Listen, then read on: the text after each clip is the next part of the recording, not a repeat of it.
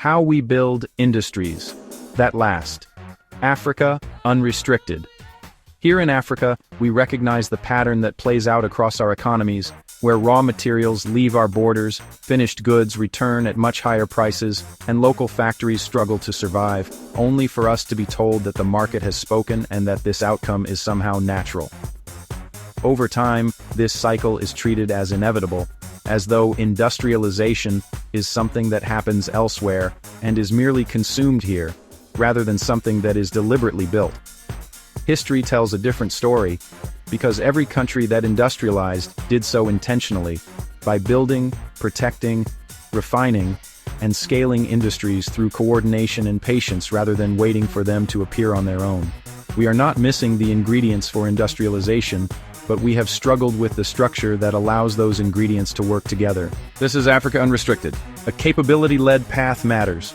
Here in Africa, we map current supplier strengths, then stage upgrades in 12-month sprints, publishing a public capability ledger so firms plug into nearby steps instead of leaping blindly.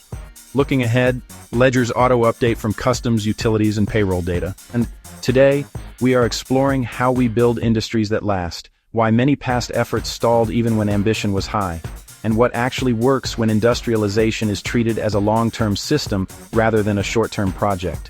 When we in Africa talk about industrialization, we often reduce it to the idea of factories, yet industry is really about organizing production so that skills, capital, energy, transport, and markets reinforce each other over time. A factory without skilled workers will fail, just as skilled workers without demand will leave, and demand without supply will simply create imports, which is why industry only takes root when these elements move together rather than in isolation. Dedicated alignment cells tie skills, power, logistics, and demand for each priority value chain, with monthly scorecards and unblock lists. Looking ahead, API links to grid dispatch and port slots enable just-in-time scheduling. Across our countries, industrial policy has often been fragmented, with power arriving late, transport costs remaining high, finance staying short-term and expensive, and skills training lagging behind production goals, which means that even when each problem is manageable on its own, their combined effect is enough to stall progress. By the early 2020s, manufacturing accounted for less than 15% of our total economic output, a figure far below that seen in regions that successfully industrialized. And that gap helps explain why growth feels volatile and job creation struggles to keep pace with population growth. Sequencing is where many of our efforts have gone wrong. A constraint Kanban ranks power, transport, finance, and skills by blockage severity per zone, and burns down the top two each quarter. Looking ahead, an open data set lets firms upvote bottlenecks and auto-generates procurement lots. Countries that industrialized successfully did not open all sectors at once and hope competition would sort things out. Instead, they began with activities close to existing capabilities, protected those activities temporarily, improved productivity steadily, and then expanded outward as confidence and capacity grew. This approach was not ideological or academic, but practical, because survival required it. We in Africa were often encouraged to liberalize early and compete globally immediately, advice that sounded confident while ignoring the reality that new industries cannot survive full global pressure before they mature, and that no country built lasting industry by exposing its weakest sectors on day one. When alignment does happen, the results are visible. Sequencing playbooks start with near-adjacent products and set 3 gates: survival, quality, and export readiness. Support decays automatically after each gate. Looking ahead, AI patterning proposes next adjacent SKUs from trade data.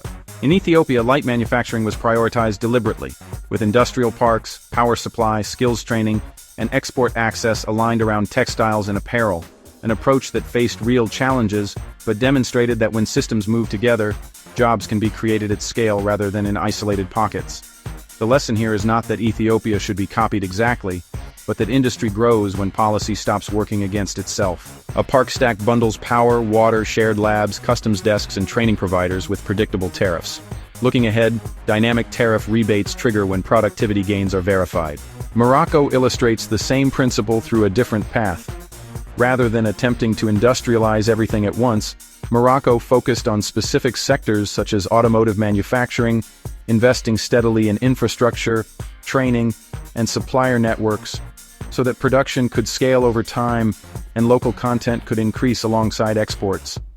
By the early 2020s, Morocco was producing hundreds of thousands of vehicles each year, an outcome that did not happen by chance but through sustained focus and coordination. Supplier laddering maps, Tier 2 and Tier 3 gaps for automotive, then pre-orders volumes through pooled procurement. Looking ahead, digital vendor passports record quality runs and on-time delivery. Before we continue, a quick pause.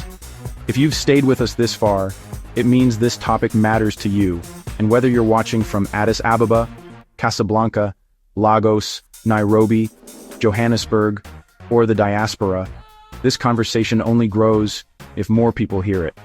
If you want to support the work, liking the video helps, sharing it helps even more, and subscribing helps us keep doing this consistently, because even one of those actions makes a real difference. Alright, back to the video. A community growth loop. Here in Africa, viewers submit factory pain points. We convert top issues into open briefs for engineers and financiers, then showcase implemented fixes quarterly. If we in Africa want industries that last, we have to build the conditions deliberately rather than hope they emerge on their own, starting with reliable energy, because industry cannot survive on intermittent power, which means energy policy and industrial policy must move together instead of operating in separate silos. We in Africa also need patient finance, because short-term loans at high interest rates are incompatible with long-term industrial investment.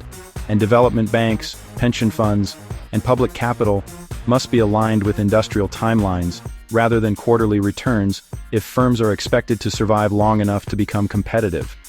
At the same time, skills training must match production plans because producing graduates without aligning them to real industrial demand creates frustration rather than productivity, while countries that industrialize successfully train for what they plan to build rather than what sounds impressive on paper. Regional thinking is just as important. Firm-level reliability contracts. Utilities guarantee uptime bands. Firms share load flexibility windows. Looking ahead, smart meters trigger credit or penalties automatically. Individually, many of our markets are small, but together we form one of the largest consumer bases in the world, which means regional trade allows our firms to scale, learn, and stabilize before facing global competition, a process that makes growth more resilient and less fragile. This is why coordination matters and why it is often discouraged, because it works. Regional order books combine buyer demand from multiple countries into rolling 12-month orders that small firms can fulfill as clusters. Looking ahead, blockchain-backed EDI lowers cross-border frictions. Here in Africa, we need to rethink protection. We have been taught to fear protecting industries, as though temporary support is inherently wasteful, even though every successful industrial economy used protection selectively and removed it gradually as productivity improved, which shows that protection without discipline fails, but discipline without protection never even begins. Protection with exit ramps, time-boxed tariffs paired with quarterly productivity audits. Losing firms pivot to supplier roles. Winning firms graduate automatically. Looking ahead, transparent dashboards and discretion. Industrial policy is not about sheltering inefficiency, but about giving efficiency time to emerge. Efficiency grants for process upgrades. Co-fund lean audits, automation pilots, and waste heat recovery with clawbacks tied to verified savings. Looking ahead, digital twins simulate ROI before deployment. The future of our industrialization will likely be modular rather than centralized, with specialized clusters connected through regional trade, where minerals are processed locally, components are manufactured regionally, and final assembly happens closer to markets, spreading risk and building resilience rather than concentrating vulnerability. Technology makes this approach more viable than ever, because digital logistics, automation, and regional data systems reduce barriers that once kept industrial activity concentrated elsewhere. A modular cluster kit, standard leases, plug-and-play utilities, shared robotics, and regional data exchange, so components move seamlessly across borders.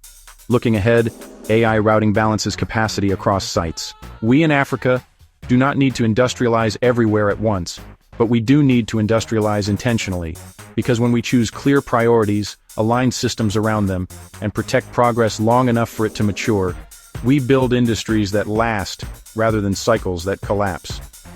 Industrialization is not a race but a construction project, and those of us who build patiently end up owning the structure. Priority scorecards pick 3 sectors per year with measurable targets: jobs, value add, export share. Quarterly public reviews protect momentum and credibility. Looking ahead, auto-ingested customs and tax data verifies outcomes.